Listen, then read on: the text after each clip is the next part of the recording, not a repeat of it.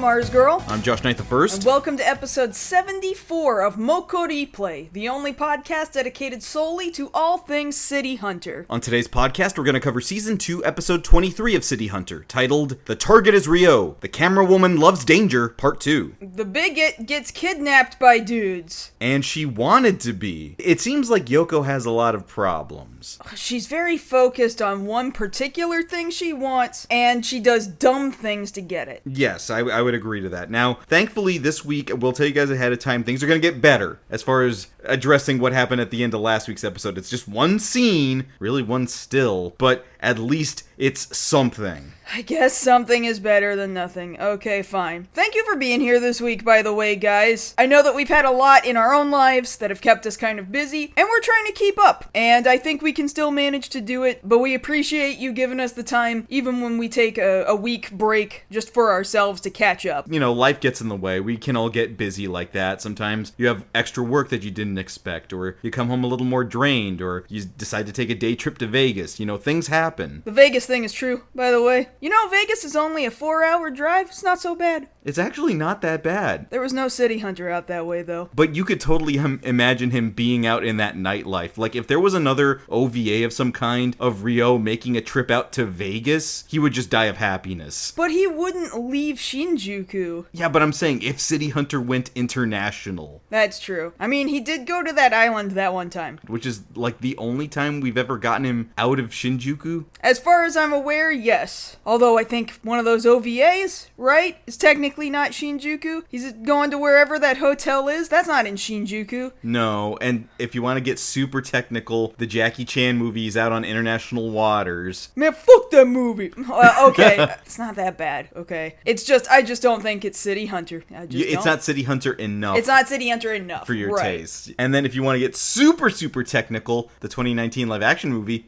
is in France. We've talked back and forth like, man, nobody's ever gonna localize this. We should just do our own 2-person almost parody dub of this, but not really. But you just you go ahead and change all the French names back into the Japanese names, and just at some point pick a point where they're like driving in the Mini Cooper and say, man, isn't it crazy how Shinjuku, Japan looks absolutely nothing like Paris, France? I know, right? Just absolutely insane. Make it really, really obvious. With nods to Austin Powers permitting. But yeah, being out there on the strip, I could totally see Rio being out there and living it up, and Cowdy having to try and rein him in and failing. Yeah, there were some boobies out there. They had pasties, it's fine. They did have pasties, but they were shouting in the streets and then cracking whips. I didn't see the ones cracking whips. Or, you know, some kind, like a riding crop or something. Yeah, some of Oh, these no, I women, did see the riding crop one. Okay, yeah. Then I know which one you're talking about. And cowboy hats. Like, it was a thing. It was a lot. There was a lot going on. Just this really weird noise that came out of this woman's mouth. I don't know, it was strange. Just to try and rope dudes in. It was weird. And at some point you have to be like, you know what, this is a little too much stimulation. I'm gonna hide here in the Denny's where it's safe. But escapades in Vegas aside, let's go ahead and get to our episode this week, which is the continuation of last week's episode, where we're dealing with this very, very pesky photojournalist who will not give up in trying to figure out City Hunter's face. So last time, Rio had to pretend that he was his own twin brother, Ryoji. Ryoji, yes. Ryoji Hai Hama Hama. And trying to get the photojournalist off of his back, Yoko, he dresses in drag at an Okama bar, just trying to stall and get her out of here. That was at that moment where it turned out she was a bigot and really didn't like being around drag or possibly gay men. It was very uncomfortable, and he ran out of the bar trying to ditch her there so that he could go do some work for Sayako, shooting out the tires of a crime truck right in front of Shinjuku Station. He's trying to prevent night crime. But Yoko comes along like, hey, why'd you ditch me there? And she pushes him out into the street. Then, when she's got her eyes closed, he actually does shoot out the tires of this truck. The truck spins out in front of Shinjuku Police Station just as planned, and he manages to run away with Yoko, with her not realizing, oh, it was Ryoji he who shot out the tires on this truck and solved night crime. So that's basically where we're actually picking up. Yeah, we're picking up the very next morning as Ryo is being woken up by Yoko in his own bed with the newspaper. They got on that real fast. I mean, look, when newspapers were relevant, okay? Like print paper. Yeah, people were on that and they printed it like, oh shit, this has gotta run. Hurry, it's gotta go. We gotta beat this 5 a.m. deadline. And sometimes they would have morning papers and evening papers, like... That's true. That's right. I almost forgot about that. We've lived so much in the modern internet times, you forgot newspapers existed. They still do exist. Barely. And so Ryo is woken up by Yoko being very pissed off about, hey, what the hell is this? We were out there last night, and it looks like you didn't tell me that your brother was out there doing the work. I wanted to see him doing the work. How come you didn't tell me? The animation was really weird here. It was doing some really weird, floaty, sliding stuff that didn't make any sense. I don't know. It's really hard to describe if you're not looking right at it. Like, you might think maybe she's grabbing him by the shirt and lifting him up out of bed, but the way both of their character designs, their cells are being slid up the screen didn't really make a lot of sense. Yeah, that was kind of weird. I'm not sure why that was the decision they went with, but okay, whatever, fine. So right here, when she's getting mad at Ryo for not filling her in on last night's escapades, she gets pissed off enough to walk out the door. So you would think we're finally done. Good, we're done. We don't have to deal with this anymore. It's over. But no. So Ryo's like, all right, great, we're done with that. Let's go have breakfast. And we're out at the picnic table in the living room again. We don't see what food they had eaten, although we're guessing it was pancakes. We do see Ryo drinking out of his famous Ryo coffee mug, though. I wish they sold that. We'll Etsy it. Yeah, okay, sure, we'll Etsy this thing. Anyway. But you look at it, and Cowdy's got like one plate in front of her. All right, fine, simple, modest breakfast. Ryo has like 8 empty plates in front of him. He's got one plate. It's a small detail that they don't even acknowledge, which I think is the funny part, because like, you just have to come to that conclusion real fast with your own 2 eyes. Like, Calorie ate a modest breakfast, and Ryo went ham. And bacon, and eggs, and pancakes, and whatever else they were having. We have no idea what they had, except it looks like there was syrup on that plate. And then they've got a coffee pot that probably came off a coffee maker. And you can tell that Ryo's coffee mug is full of dark black coffee, and Calorie apparently likes cream in her coffee because she's drinking significantly lighter coffee. So yeah, it's like the little background details about these characters. And there's a lot of little background details throughout this episode. Like, we had to stop and pause several times to be like, are the animators trying to tell us something? Well, here, one, they're trying to tell us about their eating habits. Yes. Like, that's something I would never read anywhere else. How does Ryo take his coffee? Yeah, like, now we know, though, right? Yeah. We basically know it because the coffee in his cup looked the same color as the coffee in the pot. Right. Which leads me to believe, okay, he just poured it straight out of the pot into the cup and didn't do anything else to it. Which adds up for somebody like him, like, oh, I just take it black because I'm dealing with street life and night crime. And Calorie's a lady, so she puts some cream or sugar or something into it. See, I didn't see any sugar or on the table. Creamer, maybe? Creamer at minimum. Yeah. But we get all that out of the way to say they're there talking at the breakfast table, really the meal table. The picnic table in their house. And Ryo is telling Cowdy, all right, I think we're done here. Cowdy's double checking, all right, are you sure she's done? Like, she's really giving up? And Ryo tells her, well, I didn't leave any evidence. I'm not a slob. There shouldn't be anything out there to lead her back to me. There's no way. And that's basically true. She does kind of go back out to the scene of the crime that was there last night in front of Shinjuku Station. She's standing in front... Shinjuku Police Station. Yeah, Shinjuku Police Station. That's what I mean. And she's out there in front of it, and she's like, this was pointless. So yeah, he didn't leave anything to lead her back to thinking that Ryo actually did something, or that he is Ryo. Because basically, it's been hours at this point. The crime scene has already been cleaned up. There is nothing left. Of course it's already been cleaned up. It's in front of Shinjuku Police Station. Duh. Yeah, no duh. But unfortunately for her, those guys in the fatigues from last episode are creeping from behind the corner being like, hey, that's the girl who was with that guy yesterday. We got plans for you. The guy that Ryo already beat the shit out of in the Yes. previous episode in the park. So we find out that these guys decided to go ahead and take Yoko hostage and take her back to their stronghold. Just to hopefully get at Ryo. But the funny part is Their stronghold is a bar of some sort or a convenience store, something. Well, it's called Snack Pentagon, and usually the word snack indicates it's kind of a bar setting. I don't know why they decided the word snack means that. Yeah, it's weird. But it happens a lot. Lots of places called snack whatever are actually restaurant bars. So these guys are holed up at Snack Pentagon. And what a weird name. Like, who decided, yeah, Pentagon. That's a great name for a bar/restaurant. You know, I used to be a roadie for Snack Pentagon. But you see a bunch of motorcycles on the outside, so you know it's one of those kind of dives. Yeah, it's right? a dive bar. Yeah. And so they throw her in their back storage room, and they're starting to question her. All right, where's the guy at that you were with? Yeah, where is he? And she kind of has to come to the conclusion, oh, I think they mean City Hunter? Because as far as she's aware, City Hunter stepped in and saved her the other night. Which is true. She just doesn't know that it's Ryo who is Ryoji who is Ryo. Yes. And so she tells them, I don't know, I'm not going to give you that information. And then it clicks for her, wait a minute, if they're out here trying to draw out City Hunter, that's what I want. I'm gonna play along with this. I will keep myself in danger for the rest of this episode. So she says, hey, I got a phone number for you to call. And you know what? At first we were like, wait a minute, so she has City Hunter's phone number? And I'm realizing, no, she just has Ryo/Ryoji's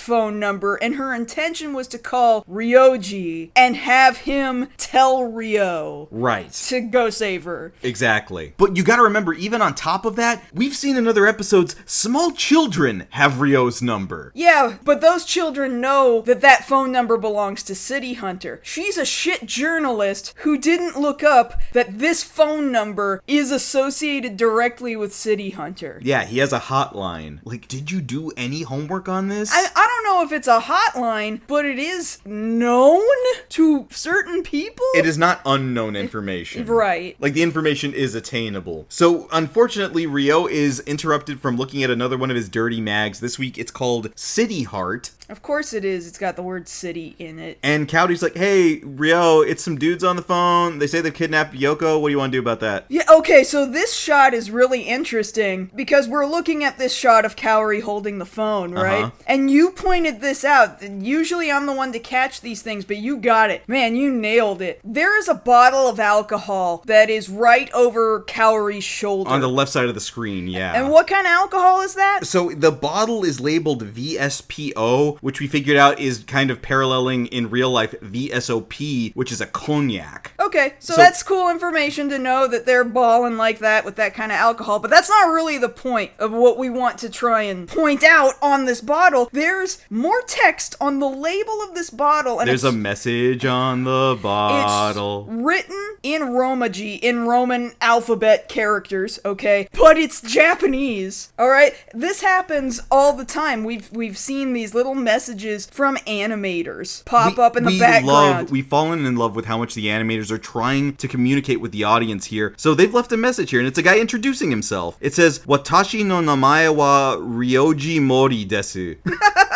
My name is Ryoji Mori. So this is the name of an animator who worked on this episode, and he's just like, just put my name on it. I'm gonna make sure everybody knows, like, there's no way you can leave me out of this. The world will know that Ryoji Mori was here. I hope that's Ryoji Mori, because it's actually a little blurry. It could be Ryuji Mori, It could be Ryuji. But I kind of think it's Ryoji Mori. Either way, I searched it. Mr. Mori, we see you. We have no choice but to stand Ryoji Mori. Or Ryuji. Actually, or Ryuji. Mori. I'm gonna say Ryuji. Well, I'm just saying it is difficult to find who this is either way, because I tried to Google this guy. He has kind of a pretty standard Japanese name, and I just wasn't getting any hits. Who knows how long he stayed in the animation industry, or how prolific he became. No idea. If anybody knows what happened to either Ryuji or Ryoji Mori... Well, they're twin brothers. Oh, excuse me. Clearly. From City Hunter 2, episode 74, well, episode 23. Episode 23. Episode 23 of City Hunter 2, Ryuji/Ryoji Mori. Help us find this man. So that we can just say, we see you, and we appreciate your work and contributions. We remember your work from 1988 because you put your name on one frame, on one bottle in the background behind Kaori. That's incredible. That's legend. Legendary, yeah! So Ryo decides, alright, fine, give me the phone. It's like, alright, who is this? And the guys on the other end of the phone recognize, oh wait, that's the guy with the same voice from the other night. Oh, so that is the same guy, yeah. And Ryo's like, okay, well, who are you guys? You don't remember us? Oh, wait a minute, you're the guys with the fatigues, right? We're not just dudes with fatigues, we mean something. We're a violent biker gang platoon. We're not just broke, we're actually doing this for a reason. This is a choice. And I love this right here. Ryo breaks the fourth wall. Is this the first time he's done this? This is the first time he's done this. He tells them, oh, congratulations. You guys were introduced last episode and only now you're introducing yourselves to me. You've been here a week and now you get to introduce yourselves. Yeah, it's great. You don't actually see him because you just hear him on the other side of the phone. I wish he could have looked into the camera while he said it. I only wish they had done that. But like the manga breaks the fourth wall all the time. So I'm glad that they did this because it feels like it gets a little more in line with the tone of the manga because like Ryo makes comments on Tsukasa Hojo's writing and editing all the time.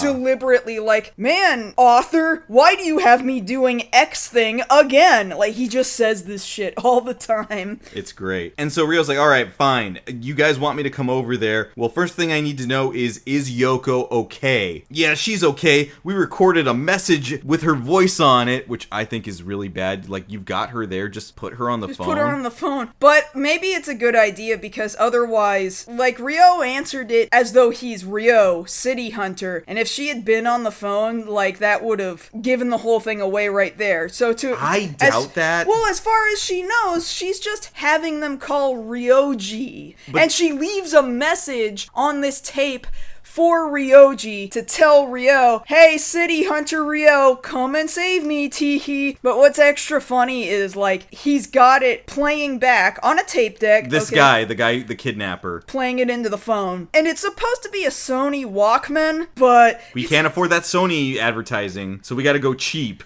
We had to go to their twin brother, Sanny. And it's not even a Walkman, it's a Wee Man. W-E man. A women. A Sanny women. I would like a Sanny women for Christmas. And she leaves this really annoying message like, yoo-hoo, I'm over here, please come save me, tell City Hunter to come get me, okay, thanks, bye. And even these guys who've held her hostage are like, what the fuck was this message? Who let her record this? You guys did. You did. You were there. Well, I don't understand. Well, because dude asks his underling, hey, how come she left a message like this? Look, man, she's kind of annoying, and she's also a little high. And a little high? That's what the subtitle said. Yeah.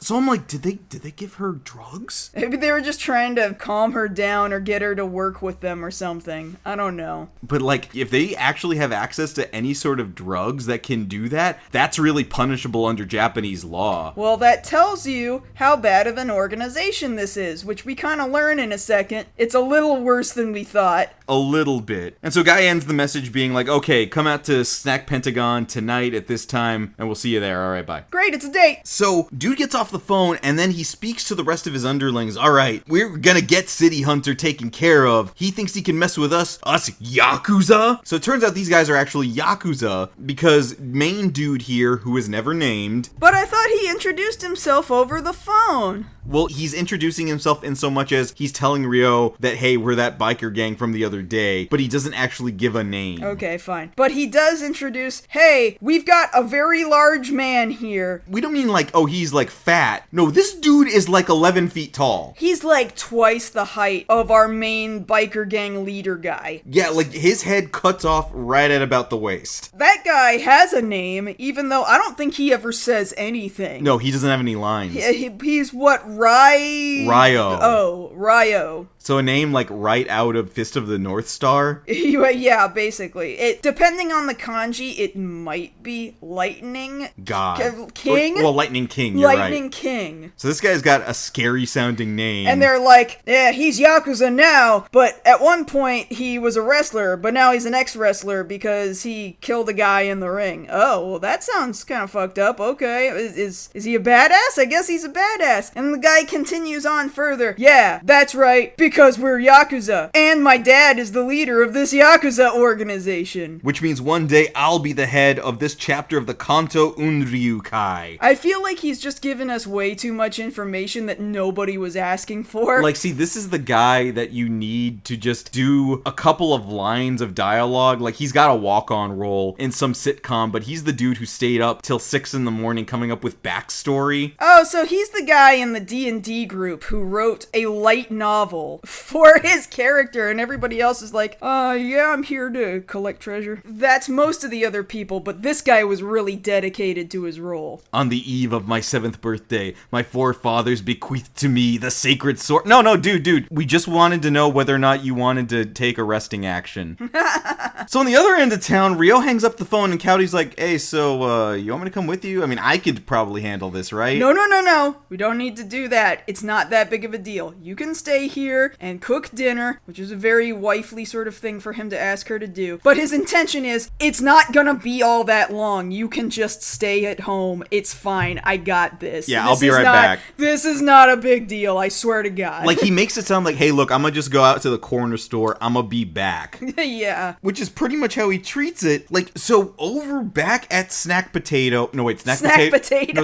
No, Snack Potato was last week. This is Snack Pentagon. They all blur together, I understand. But Snack Pentagon is clearly a far more intimidating name than Snack Potato. But just based off name, I would go to Snack Potato. Oh yeah, Snack Potato sounds like much more fun. Yeah, they'll let you run up a tab of 3 months worth. But no, over at Snack Pentagon, completely oblivious to how much trouble she's in, Yoko's just there, happily wiping down her camera equipment. I'm gonna see Ryo, I'm gonna see City Hunter, I'm gonna get his picture. But no, she's not, because Ryo, pretending to be Ryoji, has snuck in. He has no intention of showing himself as Ryo City Hunter. And he comes in all sneaky ninja-like. Like, he came in so quick and so silent. And then he touches the booty. Which, of course, shocks her. Like, what the hell are you doing here? He's like, can't you see I'm here to rescue you? Don't you think more of me now?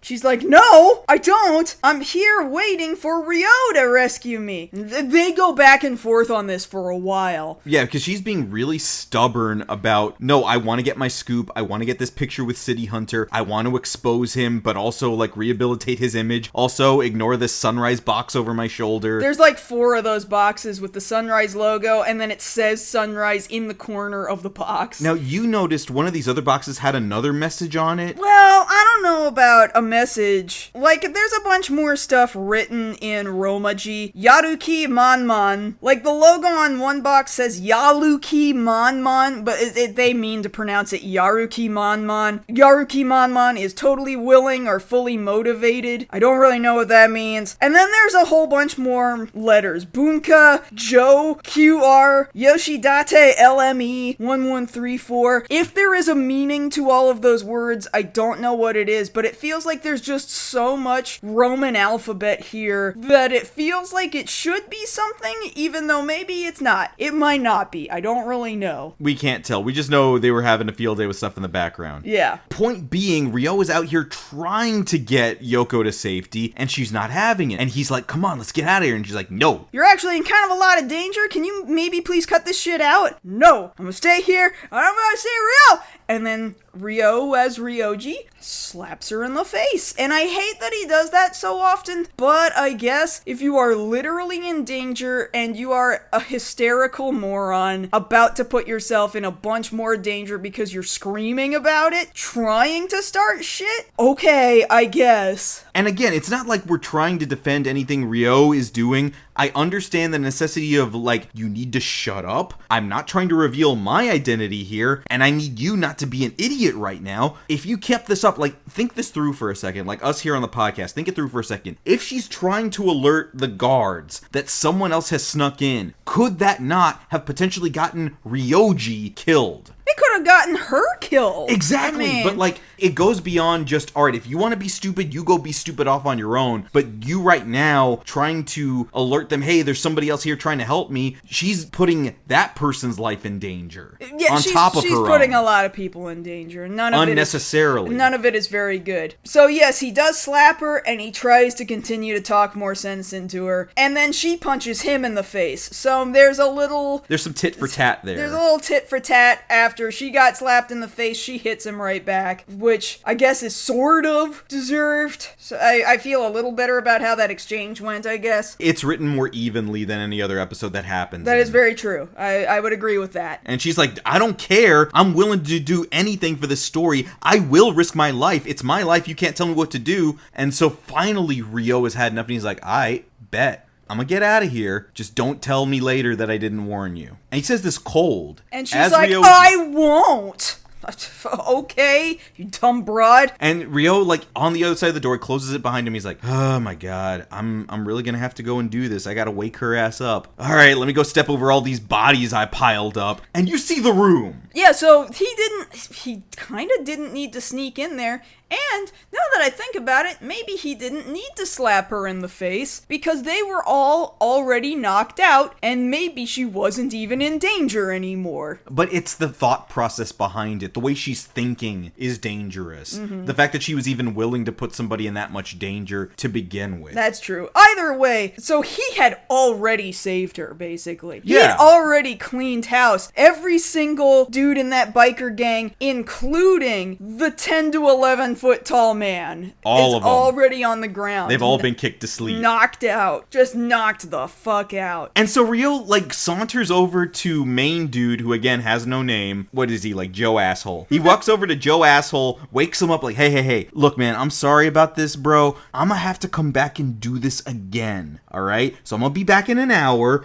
I need you to set all this back up again and do better, okay? I can't believe, like, they go ahead with it. Honestly, I genuinely can't believe that. Like, he does kind of go, oh my god, we have to do this again? I don't know why they don't just relocate, because this is stupid. Well, like, dude took it as a challenge when Rio told him, hey, again in an hour, also bring more dudes. And so he takes it seriously. And so, like a lot of bitch-ass characters, he goes and calls his dad. His dad, and the leader of the Yakuza family, Dad Man, is like, yes, son, I will give you whatever you need. I thought that was weird, because so often, Yakuza patriarchs are written like, you fucked up, why the fuck should I give you another chance? I will handle this. Exactly. So it was a little weird that he was being this lenient with his son. Yeah, because even he's like, yes, of course I will help you, because you're going to be the next patriarch. Like, I can't even believe he's still talking to him like, yeah, you're still gonna be the next patriarch. But also by that same token, as much as that does happen in Yakuza media, there is also family nepotism. That's true. And that seems to be what's going on here. So he gives this dude gats. He gives him guns. Lots and lots of guns. But also, he has given us one of the greatest gifts we have ever received here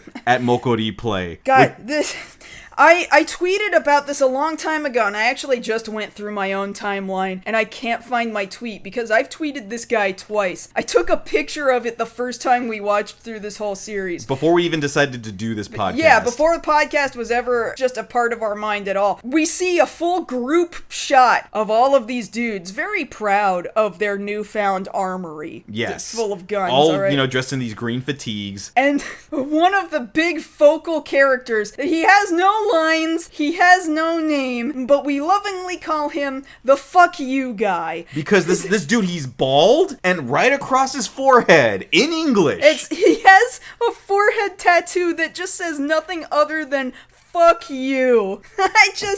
I love this shot of him smirking, looking right into the camera. Forehead, fuck you. This man is a legend. I've used it a couple of times as a reaction image. I love this guy is so good. Easily, hands down, my favorite background dude out of the entire series. Easily. So these guys get strapped up, they get Yoko out of her cell, and they're like, alright, you better get ready, dude's on his way, he's coming. And Yoko finally, now that she sees all of these guys are together and recognizes, oh, wait a minute, is this dude's dad? I recognize his name for the papers and his picture. He's Yakuza. He's real criminal. Now she starts thinking, finally, I think I screwed up. Yeah, dumb bitch. I don't know what else to tell you. And so an hour goes by, and we see out in the middle of the street in front of Snack Pentagon this dark shadow walking toward the bar all slowly. And he's giving some big old speech. 1, I am awesome. 2, I am great. And 3, I'm a badass. Or whatever it is he says. I don't know what the things are he's saying. He's listing these awesome things as he's walking forward like a hard ass. You know, in a very kabuki style. He's got his coat over his head, and then he lifts it up, and underneath it's just Ryo, but he's wearing a Momotaro mask. As in, Momotaro the Peach Boy is a very traditional children's story character. Everybody in Japan knows who this guy is. He's very cute, and he's got lots and lots of stories and lots of stage plays and stuff. A ton of Japanese media is based off this story. I'm sure there are kabuki adaptations of this guy. And everybody in this gang is like, what? Who the fuck is this? What is this joke? We're not gonna fight this guy, right? Like, he's a joke. And he's like, you're right. You're not gonna fight me. You're gonna fight me in a Groucho Marx mustache and glasses. Although I'm sure they don't think of it as Groucho Marx, but that's the thing. So Ryo pulls off this Peach Boy, this Momotaro mask, and underneath, he's got the traditional Marx Brothers Groucho Marx disguise glasses. The glasses, big old comically huge nose, and a funny mustache. And eyebrows. Well, I don't even know if it had eyebrows. Some do. Yeah, I mean, you can buy them with it. I'm saying I don't know that Ryo was wearing a version with eyebrows. And so the dad sees this guy coming down the way, and it's like, oh, this is the guy? This is the guy you were having a hard time with? All right, get him. And so Ryo starts by saying, all right, we're going to make this real easy. I want you to give her back. No. And he's like, all right, I gave you your one chance. I just need you to know, as soon as I start walking toward you right now, you are going to regret it. And if you get hit, it's your own fault. Exactly. He's like, all right, here I come. And we've seen other episodes where Ryo is a badass with his gun, but here he's really showing off. There's animation styles that they're using in this fight that I haven't seen them use in other episodes. I thought this was really, really creative because they're trying to show off just how quickly he can fire. Quickly and accurately. Right. Fast and just straight on point. So we're trying to see that he can just fire 6 shots, because that's as much as his gun's got, right? 6 shots. It can only hold 6 rounds. 6 shots, like, blah, blah, blah, blah, blah, blah, in, like, under a second or something. Well, yeah, like 2 seconds, he's unloaded his entire chamber. So at least, like, slow down for the first 2 to 3 shots to see, blam, it's knocking the gun out of this guy's hand. Blam, it knocks a gun out of somebody else's hand. Blam, gun is out of this guy's hand. But then we, catch the rest of it. Well, like, he knocks it out for the first 6 guys. Right. But it's the second 6. This is the one you're talking about. Well, I mean, this happens for the last 3. You see kind of a blah, blah, blah, but his hand doesn't move. What the animation looks like is the gun looks like it's magically floating around the screen for the last 3 shots of that first round of 6, right? And I was like, oh, that's really weird. Oh, but I get what they're trying to do. But then, yes, 6 more dudes get shot. But they're thinking, well, he can't shoot anybody else. He doesn't have any more bullets. But no.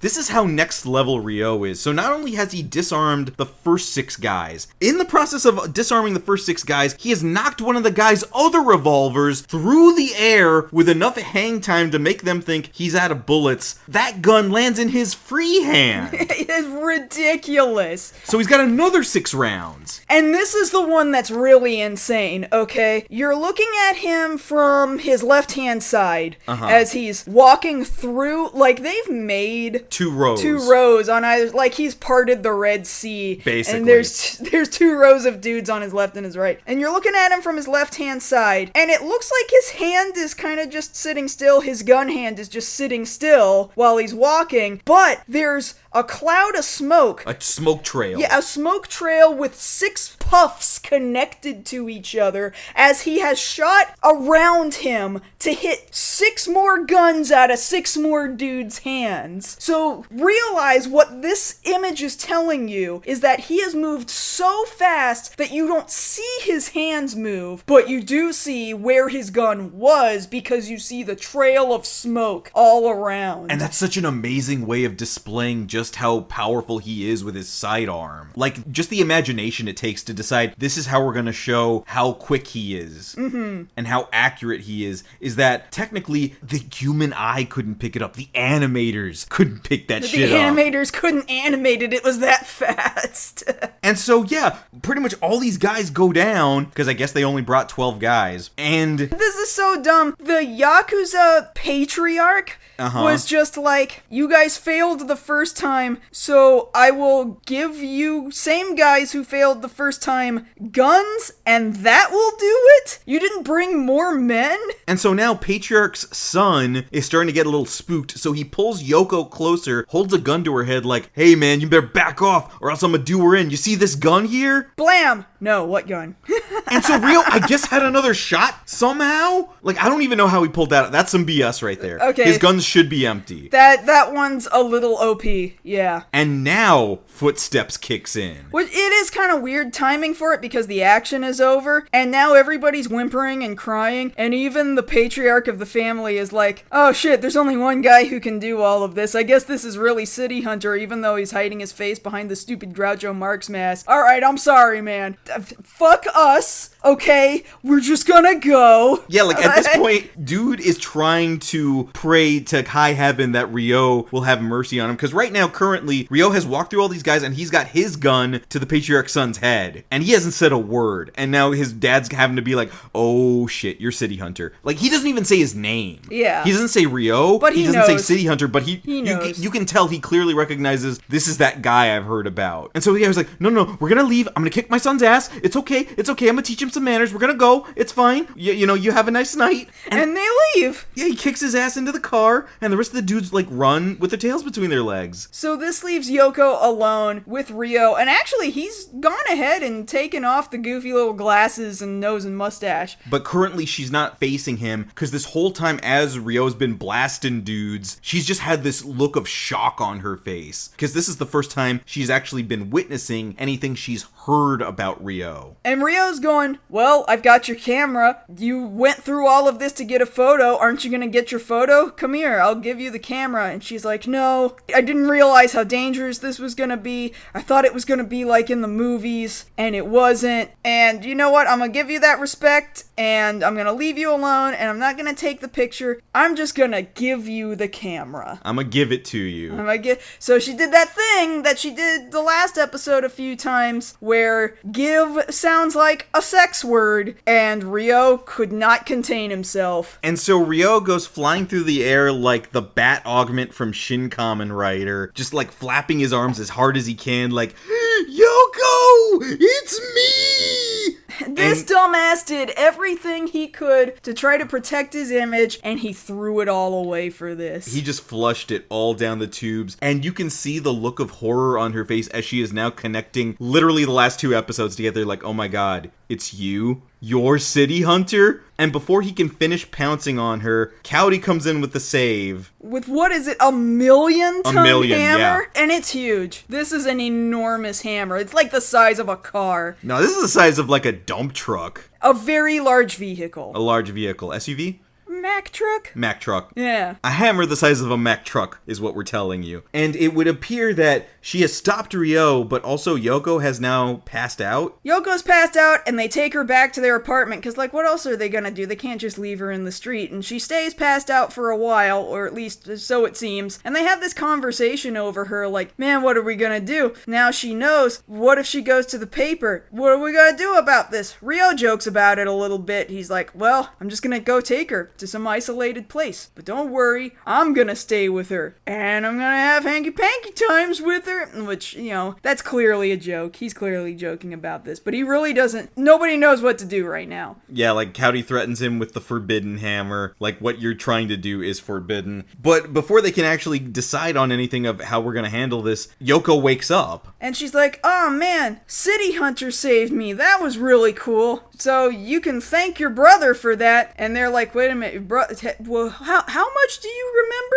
And she's like, oh, not much after being saved and then me passing out. And they're like, oh, really? Oh, thank God, I guess. I don't know if she's lying, but we're just gonna go with this. Maybe she was so triggered by traumatized and traumatized by being freaked out by Rio that she just happened to forget the part that traumatized her. That happens to people sometimes. Like, what does that say about Rio as a character, that her brain had to protect her from the assault? Which is a real thing that can happen in terms of assault. Like, your brain will try and hide things for you so that you can deal with it later, or not deal with it, because, the brain tries to keep you safe. But it's like, is that really... It's a little fucked up. Yeah, that's what I'm trying to say. Yeah, it's a little fucked up. But then there's also this kind of wink and nod sort of way that they're looking at it of, like, maybe she's just telling them, I forgot about last night. You can tell your brother I'm not gonna look for him anymore. Wink, wink. As though to be like, look, I can't outright tell you I'm not gonna give up this story anymore, but I am giving up the story. But then out of nowhere, she's just like, well, hey, before I go, hey, Rio G, can we go on a date tonight? And they're like, what? You want one? I mean, like, I'm saying yes. As Rio G, I say yes. I love the animation of this just explosive reaction out of Rio, because it blows up the entire apartment building into like a rocket, taken off into space, which doesn't literally happen, but it's just that level of excitement coming off of him. Anyway, it kind of immediately cuts to them going out on a date across Shinjuku. And kind of like this montage. Yeah. And you can hear Yoko narrating, now look, I don't want you to do anything out of the ordinary. Just do what you normally do. I want to see you in your element, enjoying the city. And it's like finally the first time she's just kind of accepting and enjoying who he actually is. Also in the background is the Sunrise logo again. Right.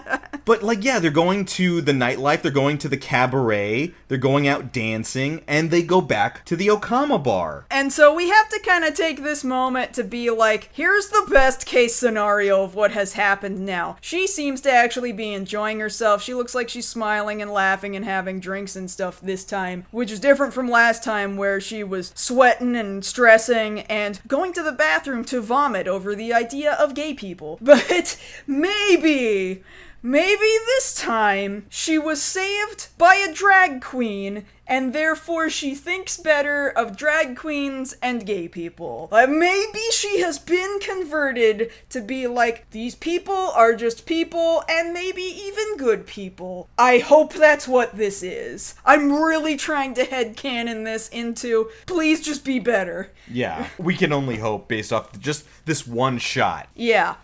And so they get through this whole night. They pretty much stay up all night until sunrise. Ha, they did it again. No, you did it again. I didn't do it. I didn't animate this episode. I was only like 3. Now that the sun is coming up, finally Yoko decides to ask, well, it's been a great night. How do you feel about taking a picture with me? And you see Rio pause for a good beat here. Because we all know she's been trying to get his picture this whole time, and it sure does feel like maybe this whole time, this whole last night, she really did know that Ryoji is Rio is City Hunter, they are the same person, and she's just pretending, and she's just trying to get this photograph. So Rio has to sit and think about it for a second, but he doesn't really look confused or contemplative or anything. He just looks like, just give me a second.